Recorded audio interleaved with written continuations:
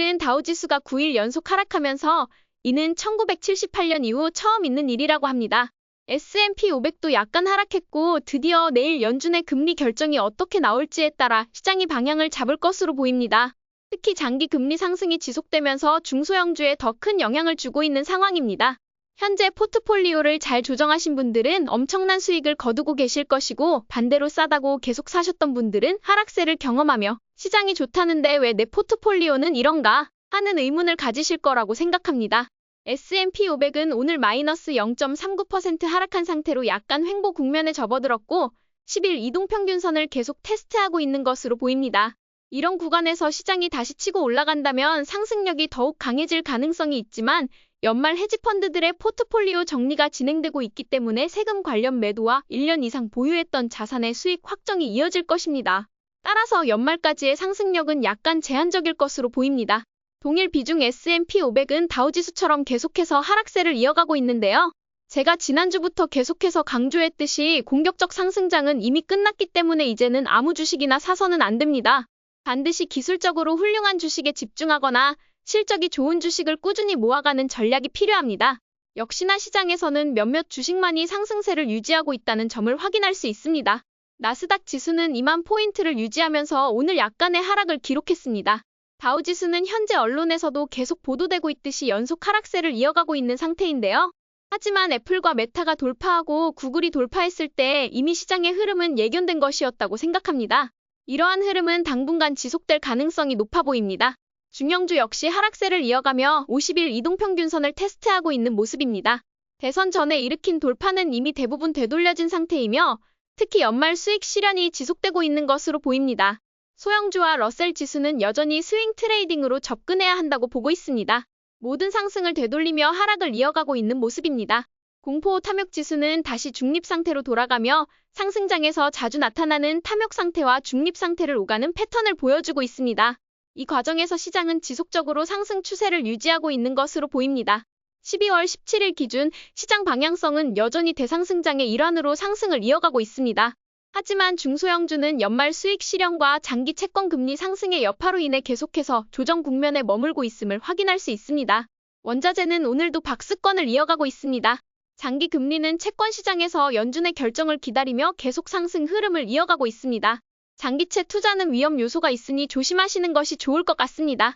비트코인은 오늘도 상승 마감을 했는데요. 앞으로도 상승 추세를 이어갈 가능성이 높아 보입니다. 마이크로 스트래티지는 현재 3주 연속 횡보를 이어가고 있는 모습입니다. 하지만 이 횡보 속에서 지지선과 저항선을 만들어가고 있기 때문에 아직 시장이 방향을 정하지 않은 것으로 보입니다. 다만 모멘텀은 여전히 이어지고 있기 때문에 보유의 관점으로 바라보고 있습니다. 빅테크 친구들은 연말까지 계속해서 좋은 흐름을 보여줄 것으로 예상되는데요. 오늘은 테슬라, 엔비디아, 구글을 살펴보겠습니다. 테슬라는 10월부터 많은 매수 기회를 줬다고 생각합니다. 특히 실적 발표 후 돌파한 뒤에 정배열을 이루었기 때문에 그때가 첫 번째 매수 기회였고 이후에도 10일 이동평균선 지지선에서 계속해서 매수 기회를 줬습니다. 또한 역대의 최고점을 돌파했을 때도 매수의 기회였다고 생각합니다. 저는 언제나 급등한 주식은 내 것이 아니라는 생각을 가지고 있습니다. 많은 헤지펀드 매니저들과 개인 투자자들이 10월부터 테슬라에 자금을 많이 넣기 시작했는데 세금 관련 이유로 올해 안에 테슬라의 하락 확률이 적어 보입니다. 단기적으로는 상승 모멘텀이 이어질 것이라고 생각합니다. 엔비디아는 현재 지지선을 위협받고 있고 132달러였던 지지선을 붕괴한 뒤 다시 130달러로 마감한 것으로 보입니다. 현재 하방 압력이 굉장히 강하기 때문에 많은 분들이 어떡하지? 다 팔아야 하나? 고민하실 텐데요. 하지만 장기 투자자라면 AI 사이클이 끝날 때까지 보유하는 것이 좋을 것 같습니다.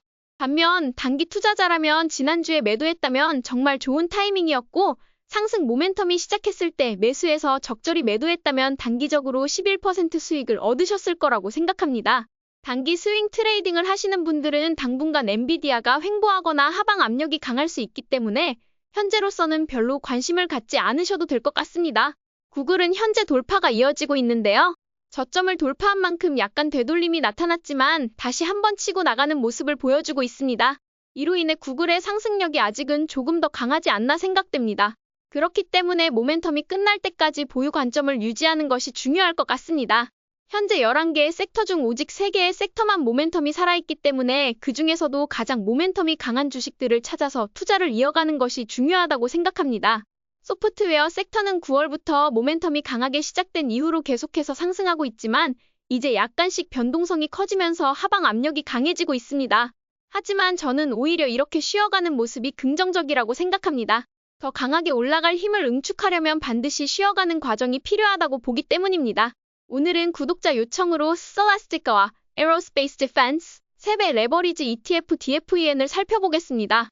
먼저 Celestica는 올해 245%나 상승했는데요. 이러한 상승의 결정적인 이유는 실적에 기반했다고 할 수 있습니다. 셀레스티카의 주당 순이익 증가율과 매출 상승률을 살펴보면 작년 내내 두 자릿수 거의 25% 정도의 상승률을 꾸준히 보여주었고 올해는 지난 3분기 동안 거의 83%, 65%, 60%에 달하는 두 자릿수 후반의 주당 순이익 증가율을 기록했습니다. 이처럼 강력한 실적이 주가 상승을 정당화하며 계속 상승을 이어간 것으로 보입니다. 특히 10월 3일 정배열이 일어나며 단기 모멘텀 매수 타점이 시작되었는데요. 당시 단기 모멘텀으로 매수를 했더라면 현재 89.4%의 수익을 얻으셨을 거라고 생각합니다. 지금은 진입하기에는 다소 애매한 상태이며 최근 돌파가 있었던 만큼 그 돌파를 유지하는지를 확인해야 합니다. 또한 100달러라는 심리적 저항선이 다가오고 있기 때문에 이 100달러를 돌파한다면 더욱더 강력한 상승세가 나타날 가능성이 높다고 생각합니다. 이번에는 DFEN을 살펴보겠습니다. 레버리지 ETF를 분석할 때는 S&P 500과의 비교는 필요 없고 오로지 보유 종목과 단기 트레이딩 타점만을 생각하면 된다고 봅니다. DFEN의 보유 종목들을 살펴보면 GE Aerospace, Axon, Honeywell, Boeing 등 주요 방산 및 항공 주식들이 포함되어 있는 것을 알 수 있습니다. 이러한 주식들이 단기 모멘텀을 일으키는지 여부를 확인하면서 접근하는 것이 중요합니다. 하지만 대부분의 주요 보유 종목들이 하향세를 이어가고 있고 그 하향세가 ETF에도 하방 압력을 주고 있는 것으로 보입니다. 특히 현재 모멘텀이 가장 있는 것으로 보이는 종목은 악선, 하우메트, 그리고 보잉 정도라고 볼 수 있습니다. 현재 이 ETF는 지지선과 저항선을 형성한 상태이며 그동안 하방 압력이 지속되었지만 다시 한번 주춤하는 상태를 보이고 있습니다. 이 ETF에 포함된 회사들은 대부분 좋은 기업들이지만 최근 일론 머스크가 이끄는 정보 효율성 위원회가 발동되면 이들 기업의 계약이 재검토되거나 취소될 가능성이 있기 때문에 매출에 영향을 줄 수 있다는 우려가 선반영되고 있는 것으로 보입니다. 따라서 이 ETF는 지지선과 저항선이 명확한 상태에서 횡보할 때 스윙 트레이딩으로 접근하는 것이 가장 적합한 방법이라고 생각합니다. 오늘도 최적의 매수 타이밍이 있었던 주식들을 살펴보도록 하겠습니다. 전 오랜만에 매도를 했습니다. 물론 단기 트레이딩 계좌에서 매도를 한 것이고요. 장기 계좌에서는 여전히 보유하고 있습니다. 매도한 종목은 비스트라 에너지로 올해 정말 최고의 에너지 주식 중 하나였습니다. 단기 트레이딩으로 매도를 했는데 많은 분들이 왜 더 고점에서 팔지 않았냐고 하실 수 있지만 저는 그런 방법을 선호하지 않고 할 수도 없습니다. 왜냐하면 그런 방법은 언제나 반복적으로 과학적으로 사용할 수 있는 방법이 아니기 때문입니다. 저는 스윙 트레이딩 시 항상 제 원칙을 지킵니다. 정배열이 시작됐을 때 매수를 하고 그 다음에 50일 이동평균선이 붕괴되면 매도를 합니다. 그렇게 해서 오늘 무릎에서 사서 어깨에서 파는 전략으로 56% 수익을 내며 매도를 완료했습니다. 오늘의 결론은 여전히 중소형주 조정장이 이어지고 있지만 내일 연준 금리의 향방에 따라 하방 압력이 심해질지 아니면 횡보를 거듭할지가 정해질 것 같습니다. 저는 2024년 남은 기간 동안 빅테크로 자금이 몰릴 것이라고 보고 내년이 돼야 중소형주들의 자금이 들어갈 것이라고 생각합니다. 그렇기 때문에 내년에 중소형주 상승에 수혜를 받을 만한 주식들을 지금부터 골라서 투자하는 것이 좋은 방법이라고 생각합니다. 최근에 실적이 전혀 없는데도 주가가 상승하는 종목들이 굉장히 많이 나오고 있습니다. 이런 점은 굉장히 주의해야 합니다. 만약 이런 흐름이 지속된다면 닷컴 버블의 재현이 아니라 트럼프 버블이 일어날 수도 있기 때문입니다. 따라서 실적 발표가 있기 전에 이런 주식들은 단기적으로만 트레이딩하는 것이 좋다고 생각합니다. 실적이 뒷받침되지 않은 주식을 무작정 보유하는 것은 큰 리스크가 될 수 있기 때문이죠.